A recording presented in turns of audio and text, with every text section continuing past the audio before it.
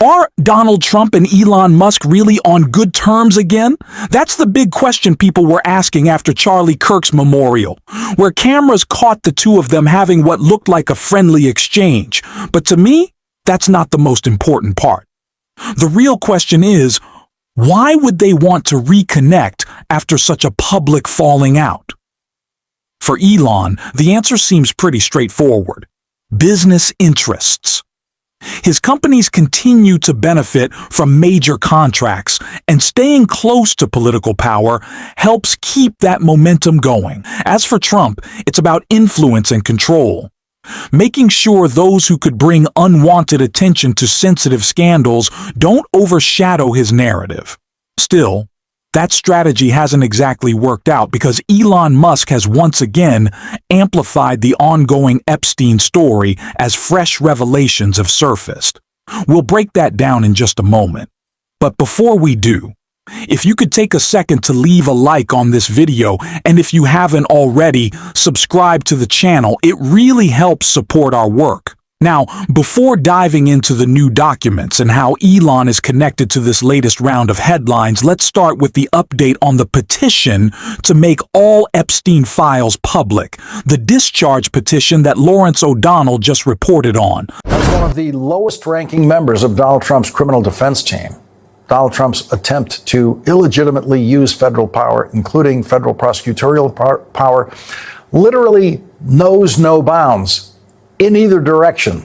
There's no rule too small for Donald Trump to break and no rule too big for Donald Trump to break. And as you just heard today, Donald Trump had a statue of him and his pal Jeffrey Epstein removed from the National Mall, where the statue had a permit to appear this week until Sunday at 8 p.m.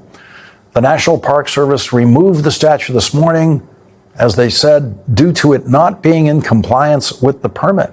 But the National Park Service refuses to say how the statue was not in compliance. It's a 12-foot tall statue, as you just saw, bronze painted statue of Donald Trump and the man who said he was Donald Trump's closest friend for 10 years, the sex trafficker and raper of children, Jeffrey Epstein, who Donald Trump said was a terrific guy. The two men are holding hands in the statue and smiling at each other. That statue made Donald Trump the first president in history to have a statue of himself placed in Washington during his presidency. The National Park Service possibly violating its own permit rules to take down the statue is the least, as we said, of Donald Trump's abuses of presidential power. Last night, in a special election, voters in Arizona gave our first guest tonight one more member of the Democratic team in the House of Representatives. Donald Trump is terrified. The clock continues to tick. He cannot distract. He indicted James Comey, not only because he wants to expand his authoritarian project, but because Donald Trump knows that he needs to be able to intimidate and keep people from talking. He wants to root out anyone who is not a loyalist. We have seen Republicans respond to this indictment by saying that anyone who questioned it at the FBI, at the DOJ, anywhere in Trump's government should lose their job. These are all loyalty tests.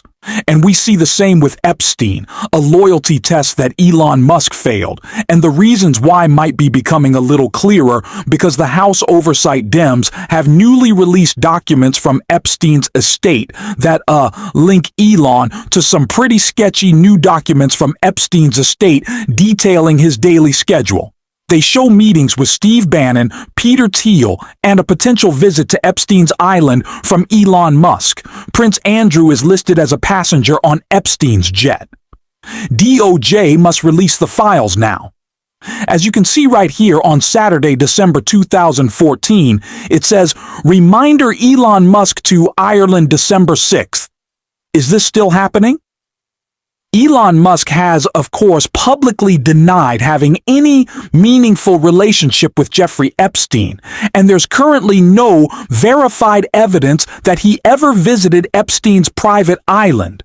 Still, the situation raises serious questions, and it highlights what may really be motivating Donald Trump in trying to control the narrative around the Epstein files. This isn't just about Trump himself. The more people and associates connected to Epstein who can speak out, the more potential information becomes public, and that could be damaging for anyone who was involved. House Oversight Democrats have been obtaining documents directly from the Epstein estate, bypassing roadblocks, which is how they secured records like Epstein's contact lists and correspondence.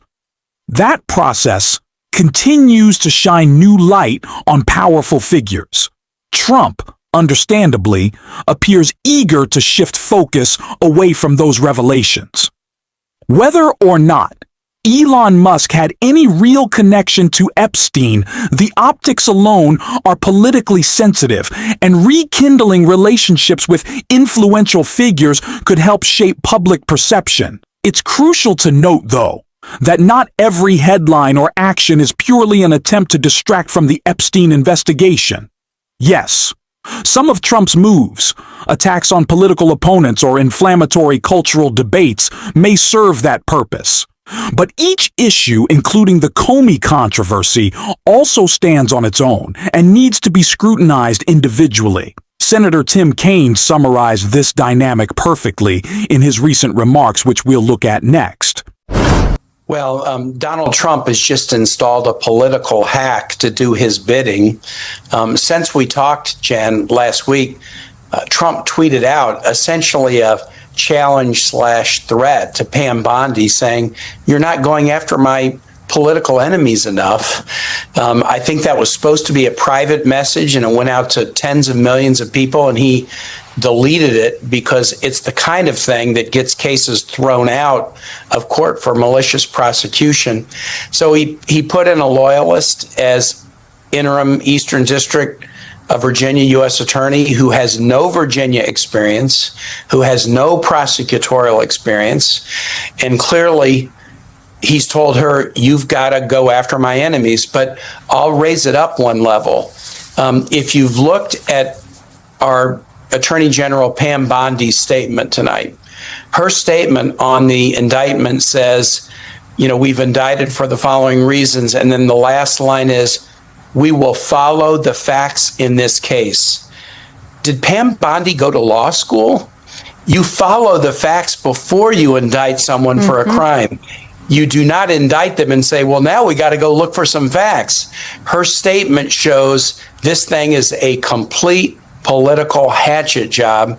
And I think it's going to blow up in the Trump administration's face, because having practiced law in the Eastern District of Virginia for 17 years, I don't see any of the judges in this district dignifying this political persecution in any way.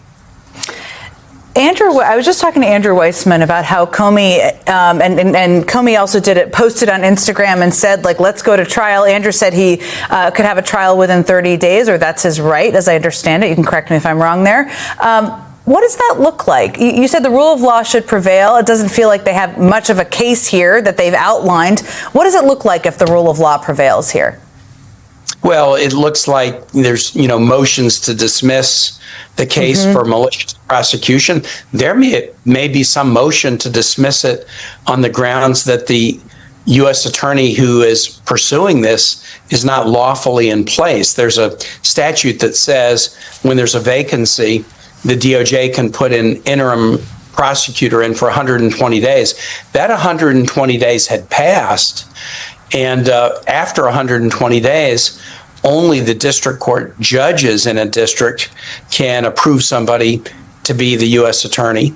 An article in the National Review, hardly a liberal publication earlier this week, said you can't put a new interim in to do your bidding once the 120-day period is passed. So Donald Trump wants you to believe that he's unstoppable, that his return to power is inevitable.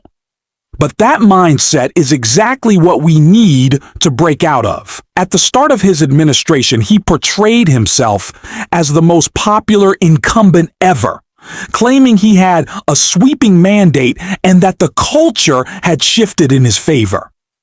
Too many people accepted that framing, and it was a serious mistake. The reality is clear. A second Trump term doesn't mean improvement. It means doubling down on chaos.